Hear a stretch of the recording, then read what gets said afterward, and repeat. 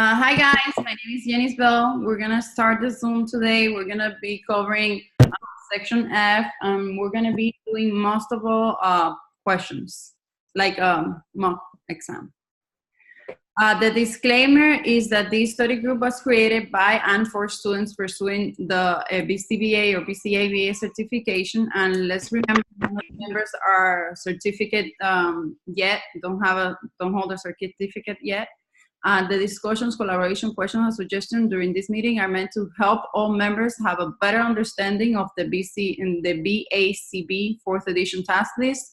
However, the team leaders and the students, all of them, we basically try to do our best, but remember that we make mistakes, so you need to double check everything that we say here, so you're better prepared for the test. We need to uphold to the ethical codes, and remember not to share any specific test questions, any specific questions from paid mocks that you have seen, or any identifiable information from your clients. And if we share any information that is from an open source, let's just give credit to those people. Okay, let's start. Please, the questions that I took are specifically from the past the BKBA 7th edition, and I made a point of writing the page number. So remember, if you have a different edition, then, go from, it's gonna be a different page. And all the questions were created by me. Today I wanted to focus mostly on exam tips. We've been doing mocks, and most of us, I think, but I noticed that there's a pattern. I've sort of been collecting data, but not officially, but been keeping an eye on why is it that we're getting the correct. And most of them, what I hear people complaining is not like, oh my God, I don't know the material. Oh my God, I don't know the material. Or, oh my God, I need to study this more or that more. The more I hear is that the question was tricky. I didn't see it. How come I didn't see it? I should have seen it. Do you guys see the same pattern, or is it just me? That's what I see. And then second guessing myself. Yeah. Whatever. Yeah. Like today I took the mock F, and I changed my answers on 2, and they were the correct answers. So that's what happened to me last time, and I kept going back and changing. Go ahead.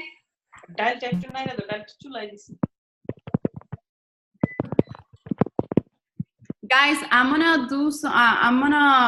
If you can, please mute your mic if you're not talking, because sometimes we get static information, sounds from the back. So today I'm gonna test our knowledge, but I'm gonna focus on tips for the test. So, for example,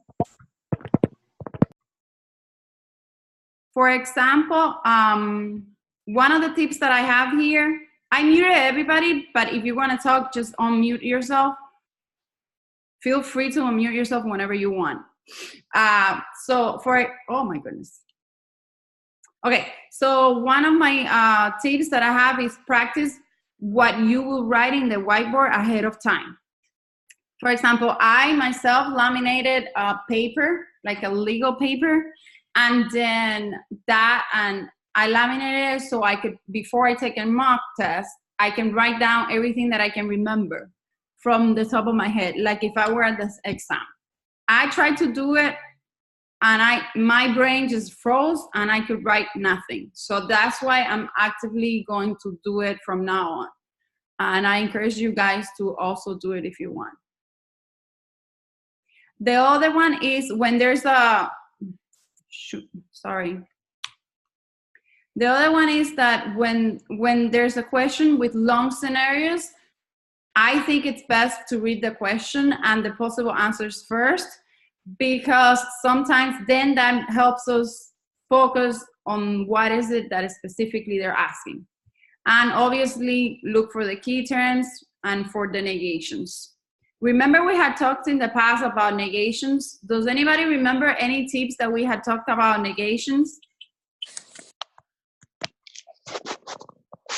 So ruling out?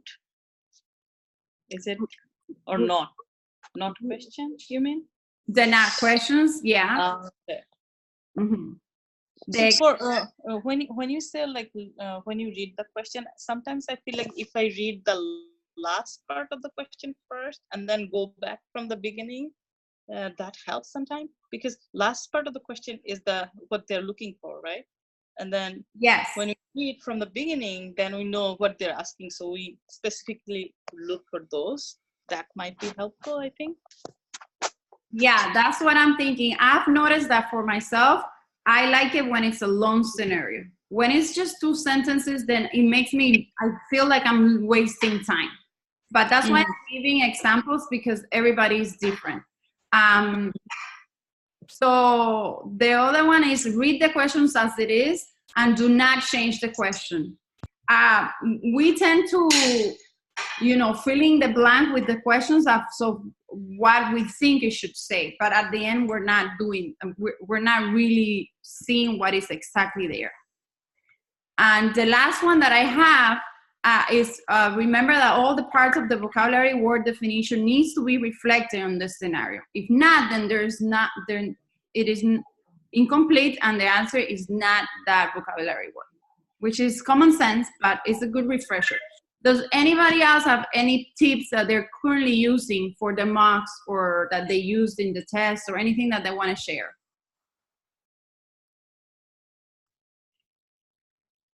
I think that the part where you say do not change the question, I think that I did that a lot because I was assuming, and or I would like almost put words in there that didn't even exist. Yeah. So that made me get the wrong answers. And another thing I did a lot was if it seemed very easy, I kind of went for the first answer I thought it was, and I didn't even read anything else. So that made me get the answers wrong. Sometimes I felt like I got questions that were simple, easy, and the more difficult ones I got right. Okay, so the tip there would be to double read the question, maybe? What do you think? Yeah, I think like take your time and read everything, even though you think you know it, reread it. And take everything seriously. Don't think, oh, I know this, this is what it is. No, make sure you read it word by word. Yeah, as it is right there in the test. Because sometimes we tend to, like you said, I don't know how to say in English, but you sort of change the words. I've noticed myself, even when I'm reading the questions that I myself write, sometimes I change the words to say the correct one when I know it's incorrect. So it's funny, but that's the way that our brains are wired, I guess. Okay, so I purposely, go ahead.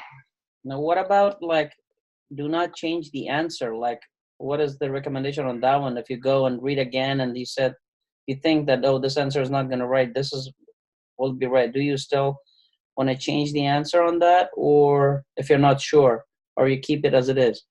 I took a training a while back, and they were saying that when you get your mocks, you to sort of like should take data on your own mistakes and what is it that you think you're saying and doing. If you notice, like Jennifer said, that she went back, and if you see that there's a pattern that you keep on changing it, then maybe you shouldn't do that in your test. But it's more like an individualized type of thing. Some people, when they go back and check, it's good because they are those type of test takers. Like Damie, she said that she went through it too fast. So I guess it depends on our own pattern of behavior. We need to see our own ABC, our own pattern of behavior, and then work with that. Excuse me, I have a question. So I have never taken a test, but how do you tag? Maybe I don't want to go back to all of the questions, only the one I think maybe I'm not 100% sure. I want to go back to those. How do you do that in the computer-based one? I haven't taken it. Maybe somebody can answer that. Those questions that you're not sure, you can flag those questions. Flag, okay. and there's an option on the computer that you can flag those questions, but once you end your exam, it gives you two options. Either you can review the whole questions or only the flagged ones. The flagged ones on all the ones that you have flagged, then you go and check on those. Okay. So that's what I did. Okay, thanks. When I took the RBT test, I had a few of those. What I would caution you of doing is that you don't flag too many. Like that you honestly just say, okay, I'm not 100% and I'm between these two answers. That you know, move on and keep going. Don't get stuck on it. It's best that you do that. But try not to overdo it and doubt yourself in everything and flag everything. You know? Yeah. Okay. Okay, that might take too much time then, right? Yeah, because even for other, I mean, when I was becoming a teacher and I was taking all the exams to get certified, it's the same thing. You have an option to flag your questions and go back and review them. Try not to overuse it, you know, to be, you know, use it in those questions that you're like not 100%. And sometimes, I don't know if you've had the experience with even just, you know, taking other school tests, sometimes you'll find answers to the questions that you were doubtful of. So if you have flagged them, you can go back and, you know, there'll be something that'll remind you of the correct answer for a certain question. Just either make a note on your whiteboard that I'm assuming they give you or is there, or, you know, go back to it, you know, make a mark that you know, okay, I got the answer now, I can go back and change it. Okay, thank you. Okay, guys, thank you so much for all the tips. Okay, so I wrote the test questions for this mock, like the mock questions. So please remember, I am your friend. We're here to learn, and I am but I will guide you through it. I try to do it very easy and very, very hard and very painful and not so painful. But, you know, we're friends. Don't hate me. Okay, the first one. All of the following are steps for a token economy, except select the tokens, identify target behaviors and rules, choose backup reinforces, field test the token system, and none of the above. B. Okay, this time I'm gonna get like 3. I'm gonna take 2 and then a tiebreaker. So let's do it like that. What do you? Somebody said B, right? I think it's B because you don't do that in the token economy. I think D. And anybody is a tiebreaker? D. B. D and B. We're in D and B. I say B. D for Daniel. D and B. Let me look that one up. We're gonna look at that one in the book. The answer. Wait a minute. No answer. My goodness. Okay,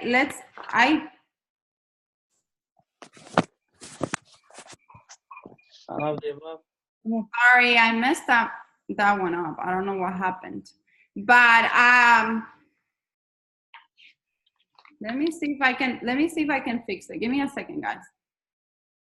What are you seeing right now? The whole presentation on the side and this slide. This slide. Why isn't it popping up? I am sorry. I spent so much time in this.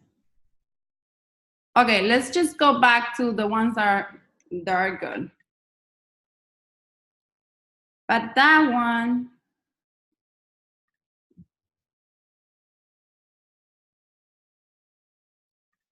it's probably somewhere. Okay, sorry guys, sorry about that. All except. All of the following steps for a token system. I thought none of the above. Is that the right one? None of the above, all except. So the right answer, which one is the right answer then? Wait, because I think I wanted to put none of the following are steps for a token economy, except none of them are. Now I got him confused myself. That's the right. That's It should have, like, you could have said all of the above for E, maybe, because it says select All I tokens, know is that all identify of token behavior. Okay, help me out, guys. Help me out, Jennifer. What I wanted to do is that all of these are steps for the token system. I don't hear the rest. So what is it that I needed to change? Did I write it correctly? I think it will be all of them. You could have took out except, I guess. No, then what I wanted to do, that's why it tricked me out, because I knew I didn't want to write all. I wanted to write none of the following are steps for a token economy, except. You can put for E all of the above. Yeah. Okay, then there you go. Oh my God. Okay, well, you get the point, right? But all of them are a part of it, right? So then the only one that would be except would be E, exactly. Okay. So it would be all of the above. But just for the sake of That's learning, confusing though, but because all of them are part of it, and if you have the choices for all, all the letters, and then E, none of the above is right then. and E, all of the above, so that's double. You're saying the same thing, so it wouldn't be the right answer. None of them would be the right answer. Yeah, I think so. then the right answer would be none of the above. You see what I'm saying? But none of all except none of the above. Yeah. So I wrote it right? Yeah, I think so. Okay, yeah. It's still kind of confusing though. Well, I think that in the exam there's questions like that, because I remember doing a mock that had questions like that. Well, my point is, I wrote it and I even myself got confused. My point is that that's what they do in the exam. That's true. Yeah. But I don't know what happened when I clicked on it. It didn't show. So, but now it shows. So that's good. Okay, so in conclusion, the token economy has the following steps. Select the tokens, identify target behavior and rules, choose backup reinforcers, field test the token system, set up exchange ratio, and develop procedures for when token requirements are not met. So all of them are, except the only one that is not the answer would be E. So now we got it correct. Do you guys have any questions? And I'm getting these type of questions wrong in the mocks. That's why I wrote it. Okay. That's a good one. Yeah, it stressed me out. I don't know if you saw my face, but I was blushing all over. Okay. Okay, let's see if this one, I don't trick myself. Jacqueline is observing her client, Sophie, at school. Sophie's teacher tells her to start her math home worksheet at 10:05. Sophie starts the first math problem at 10:06. She finishes problem 1 at 10:16. She then gets up from her chair at 10:17. She sits down again at 10:18. Sophie starts math problem number 2 at 10:19. What is the IRT from math problem 1 and 2? Let's breathe, guys. Let's breathe. A, I think 3 minutes. A. B, you're too fast. You're too fast. B, 1 minute. C, 10 minutes. D, not enough information is given to determine IRT from math problem 1 and 2. Go for it. Somebody said A. 19, so there's 3 minutes in between those two. Awesome. Yeah. Okay. That was fast. That's good. Oh, we did it. Okay. So the key things in the question is IRT, problem A to problem 2. So problem 1 to problem 2. So I just want to mention, like, question like this, if we read the question last part first, then it's better. That's Yeah. what I do. I go at the end first, and then I start reading from the beginning. Yes, that's right. Well, exactly what you said was my idea when I was creating this question. Because it's so long and you're all over the place. And so it's better to just read the question and then go back and go specific to what you want. Yeah. So you look at the time when they finished the first problem, not like when they started. Yeah. When you go back, only look for those information. Yeah, for IRT, like she started it at 10:06, but she finished it at 10:16. So you don't look at 10:06, 19. You look because IRT is the time between the end of one activity to the beginning of the other one. Yes, that's exactly. So you look at the, in this case, you look at the end of problem 1 and beginning of problem 2. Yeah. IRT is like the pauses between the behaviors. Exactly. Okay, move on. FCT should always be, wait, I have something in the middle that doesn't let me read it. Can somebody read it until I get this over and this thing disconnected? FCT should always be utilized in a treatment package. A, true, B, false. I feel like it's true. If maybe we need some more info. I think it's false, not because that always is. This question, I think it would have been not here, so I'm sure it's false. It says always. That's why maybe it's false. You're right. The word always. Yeah. Okay. It's true. I actually got it straight from the book. Oh. That's why I put and that's the only reason why I put always. But yes, guys, you're right. Usually when they say always, we tend to say that is not correct, but it depends on the thing. This one is just a matter of memorizing the FCT. Always needs to be with a treatment package. That's all. And that's why I wrote it. Where you got it from? At what book you said? This one is from Pass the ABA test, page 240. My edition is the 7th edition. Yeah, first I thought it's true, but then always. Always strictos, yes. Yeah. Okay. After Nadia collected and analyzed, okay, this one, think of it. After Nadia collected and analyzed, okay, first of all, let me stop you right there. It's a very long scenario. What are we going to do first? Question first. Question first. So from now on, whenever I start reading a long scenario, you feel free to stop me and say, Jenny, I want the question first. Okay? Which of the following statements is true? That's the question. So the scenario says, after Nadia collected and analyzed the baseline data, Nadia is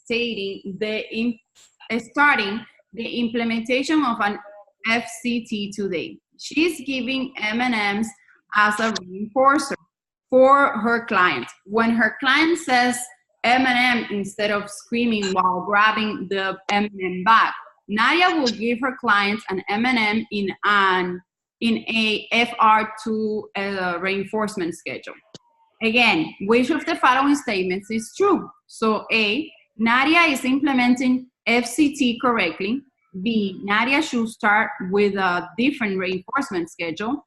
C, Nadia should not give M&M as a reinforcer. Or D, Nadia should collect more baseline data before implementing the FCT. Or E, none of the above. I think it's B. I think it's A. Okay. Do any of you want to talk a little bit why you think it's A or why you think it's B? I think because it's a functional communication training for, she is giving the M&Ms when she is not screaming or grabbing and asking for M&M. And I think B, because reinforcement effort to, it could be effort. That's what I think. Okay. Nadia is gonna say Nadia should not use C. Okay. No, I'm glad you noticed I put your name there. Okay, the answer is B, guys. And it's because although... Do I get M&M? About... M&M. Wait, I'm hearing background noise, so it's hard for me to understand you guys. But I think Martin, what is it? Is your name Martin? Am I pronouncing it correctly? Mine is Mateen. It's M-A-T. Oh, Mateen. Okay, Mateen. I like that he was that you were able to say it because everything you said was correct. You said that what she was doing was correct, but I don't think you mentioned the reinforcement schedule, right? Did you tell me about the reinforcement schedule? Yeah. Well, actually, that's what we meant about having all the part of the definition correctly, guys, because the part, everything above the reinforcement schedule is correct. The only thing that is incorrect is the frequency. Yeah, because it's FR1, it should be if you're starting it. Yeah. Should be as FR1. Yeah, it should be either FR1, we are correct, or CRF. Which is should be a CRF or FR1, yeah. Continuous, right? Yeah. Which, if I'm not mistaken, FR1 is the same as CRF, right? Yes. Okay. Let's go on. FCT is an application of. This one was hard for me. DRO, DRA, DRH, or DRD? DRA. DRA. Nice, guys. Can anybody explain why? Because you're replacing inappropriate behaviors of like requesting, for example, amending for some type of vocalization or gesture or signing. It's an alternative one behavior. Alternative behavior. Okay. Right. Yeah. Instead of problem behavior, we're reinforcing the alternative. The alternative, but it's specifically for communication. That was fast. The first part of the previous question, instead of screaming and crying when you're asking, you're giving the reinforcement. Yes. Okay. Perfect. Got it. Thank you, guys. Okay. Demi is implementing a FCT. She's going to think her client's reinforcement schedule. She is concerned that a recovery of the challenging behavior could occur. Which two of the following statements about the above scenario are true? So this one is really, there's no trick here, right? They just want to know which one of the following are true, right? A, recovery of the challenging behavior would not occur in FCT. A recovery of the challenging behavior could occur in FCT. Demi's client needs to master the target response before she thinks the reinforcement schedule. Demi's client doesn't need to master the target response before she thinks the reinforcement schedule, or simply none of the above. I know C is one of them. I was going to say the same. C, I think, is for sure. Because you can't thin out. You can't do Baby, I'm going to give you a tip. You're going beyond of what is being asked of you. That's what. Like always. Like always. I want you to focus on the question. Read it to me, Demi. Okay. Where's the question? Oh, which two of the following statements about the above scenario are true? So it's two of them. What is two? B and C, probably.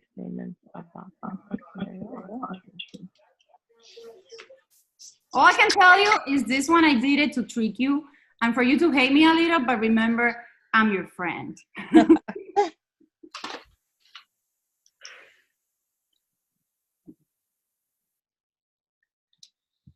B and D. B and D. But can you give in a test? Let me give you this tip. In a test, can you give 2 answers? Can you click on A and can you click on D? No, usually not. So what would be your response? None of the above. D. Or B? None of the above. Let's see. Maybe I'm wrong because, you know, my head is spinning from all of this information. Oh. Are you hating me now?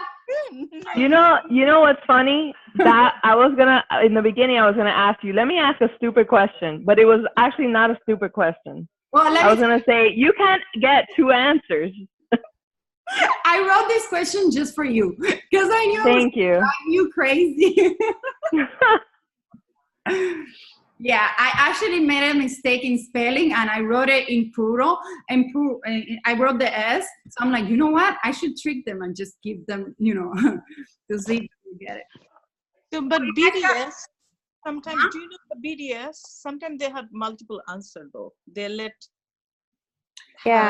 choose multiple answer, but I didn't know that the actual exam doesn't have any multiple answer. Well, actually, I don't know because I have never taken it, but I've never heard him put multiple answers. Can you guys? Anybody who took it? I've never heard of it having multiple answers, but I'm not sure.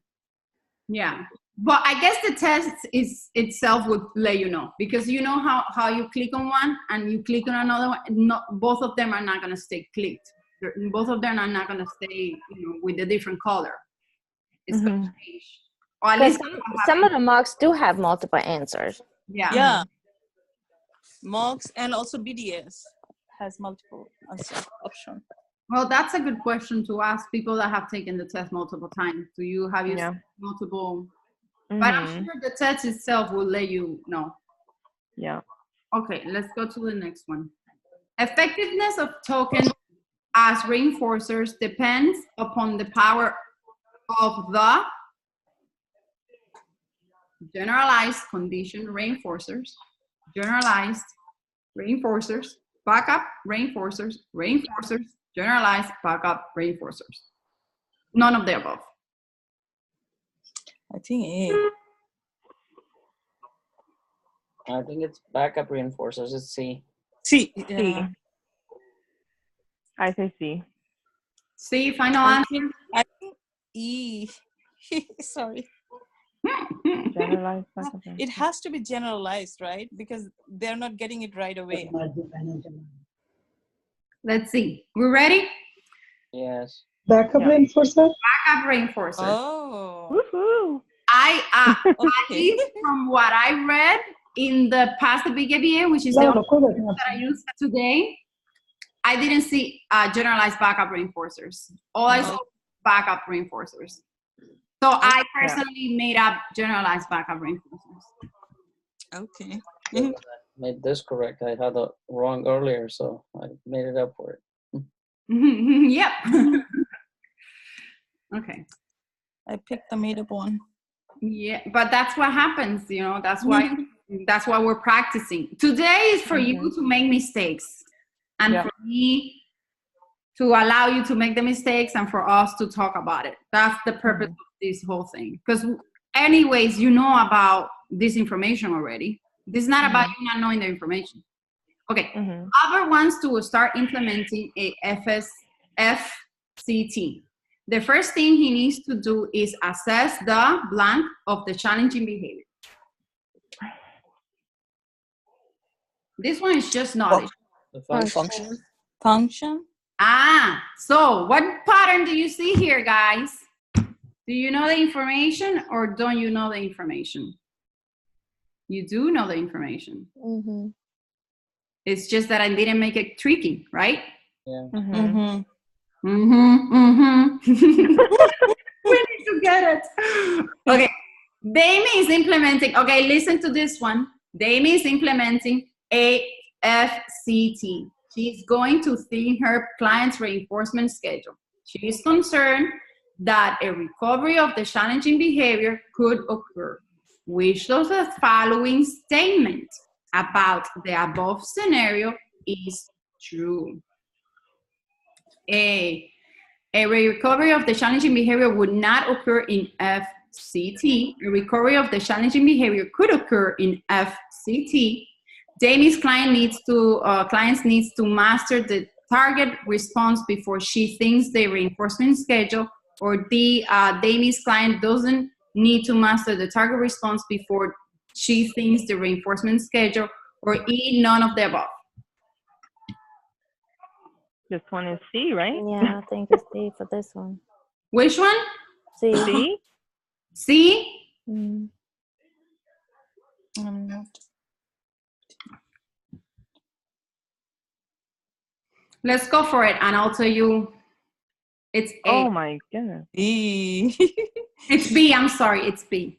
A recovery of the challenging behavior could occur in FCT. Okay, who can point out what trick did I use here?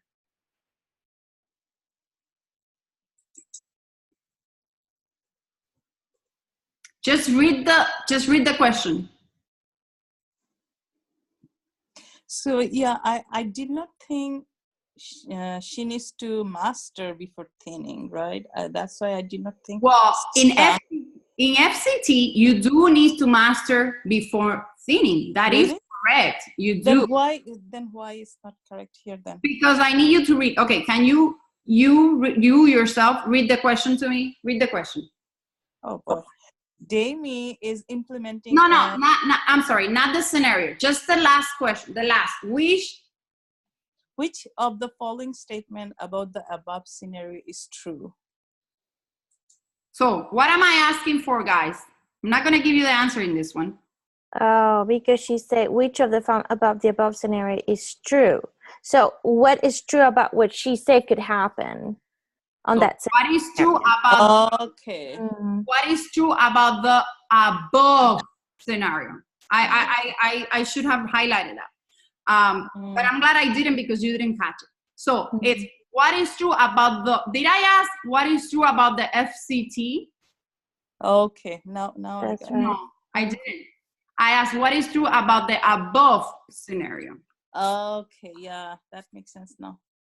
So in the which one you guys said it was right? The mastering. C. Mm-hmm.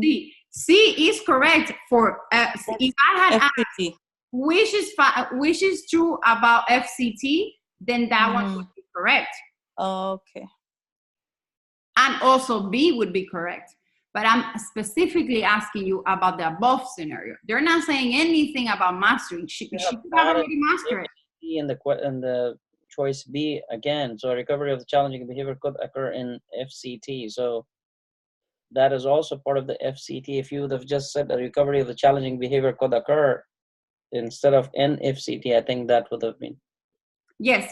It would be the thinning of the mastering before thinning, and it will also be recovery of the challenging behavior could occur. Yes, you're right. Okay, breathe it in, breathe it out. The term originated by Skinner that refers to the employment of behavior analytic interventions to the behavior of oneself is self-management, self-control, self-monitoring, none of the above, or all of the above. Self-monitoring. Sorry, self-management. So we have one person.